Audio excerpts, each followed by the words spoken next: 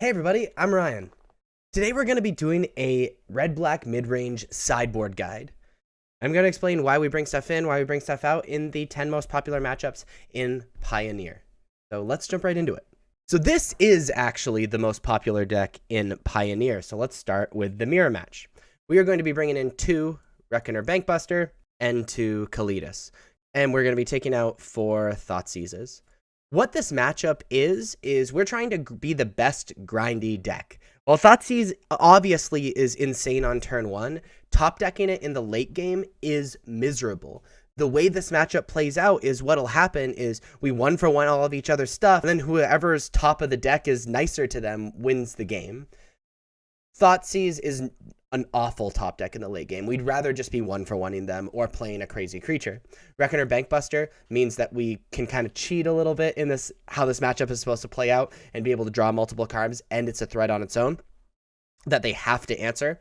And Kalidas is just another great 2-for-1 possible creature that is a must answer in the matchup. The second most popular deck is the Green Devotion deck. What we're going to be doing against them is bringing in all 3 Extinction Event and the 2 Kalidas, while we are going to be taking out Graveyard Trespasser and 3 of the Bone Crusher Giants. So the way this matchup works out is if they want to play a fair game with us, we will win and we will bury them.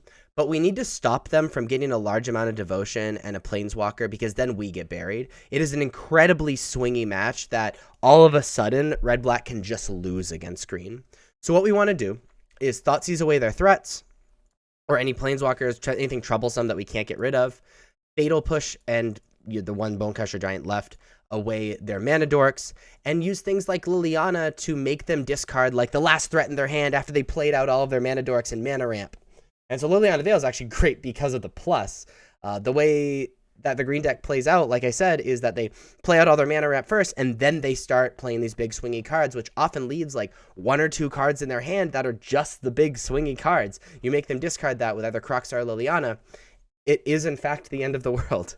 So we play cards like Extinction Event that stops them from getting the Devotion and means that they don't get that big swingy turn, and also almost all of their creatures are 1, 3, or 5 mana, so it wipes their board 99% of the time besides their Planeswalkers. And Kalidas is just awesome because, 1, being able to get the zombies to be able to apply more pressure before things get crazy is a big deal, but also you're killing the mana dorks anyway.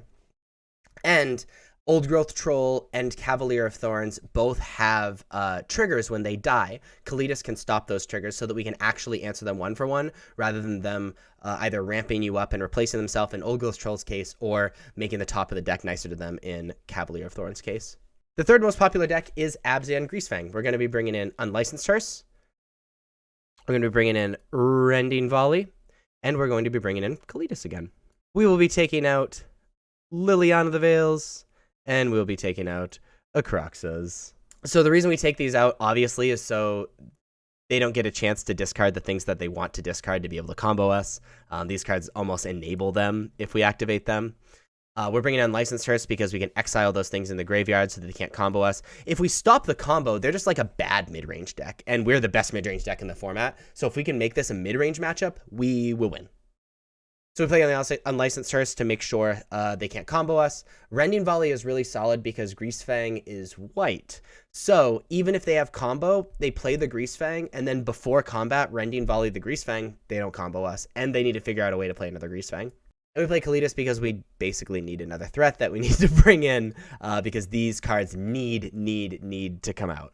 The fourth most popular deck in the format at this very moment is Mono White Humans. We are bringing in 2 Kalidas. Whoa, whoops. We're bringing in 2 Kalidas, 2 of the Extinction Event, 2 of the Rending Volley, 2 Hidetsugu Consumes All, and we are taking out Shieldred. We are taking out the 4 Thoughtseizes, and then we are taking out a Liliana of the Veil. So we're bringing in Kalidas because removal spells to get more creatures to be able to block obviously is great against the low-to-the-ground mono-white deck. Extinction Event is pretty solid, but doesn't wipe their entire board, so we don't really want to like bring in all of them. Rending Volley is just another 1-mana removal spell against their entire deck, which is amazing. And Hidetsugu Consumes All, being able to destroy a lot of their creatures that are 1 mana. can stop a lot of their more aggressive draws, and then can be a threat in the late game, which is pretty sweet. And the exile graveyards can make, what's the card called? The 3/2 that gets something back and it can't attack. Can make that card a little bit worse. That's kind of a corner case, but it's possible.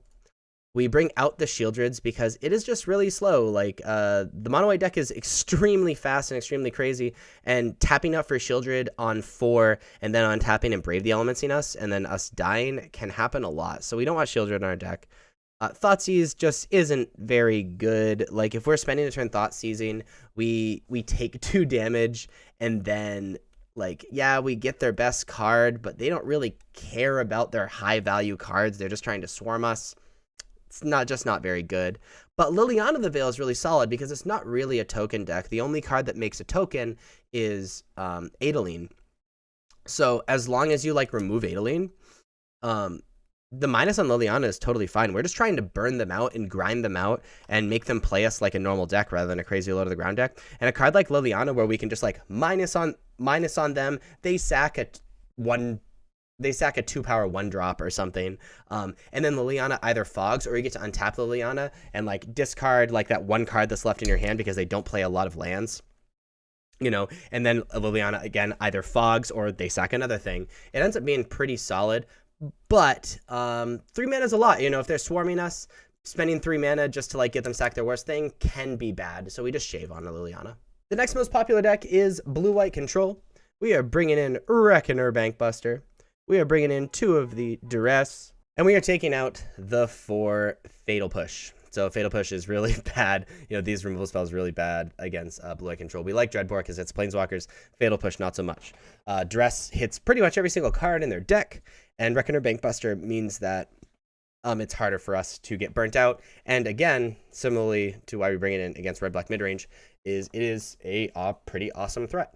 The 5th most popular deck in Pioneer is Bant Spirits. Against Bant Spirits, we're bringing in Rending Volley.